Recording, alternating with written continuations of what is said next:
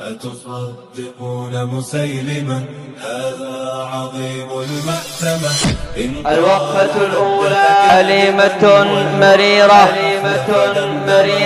محزنة خطيرة جليلة كبيرة تسعى إليها الشرذمة الحقيرة والحثالة الشريرة من قبح منهم الظاهر والسريرة لأنهم سائرون على أظلم طريقة وسيرة. فقد اتخذ اليهود اللعام والقوم الطغام على وجه الاستمرار والدوام قانون الإعدام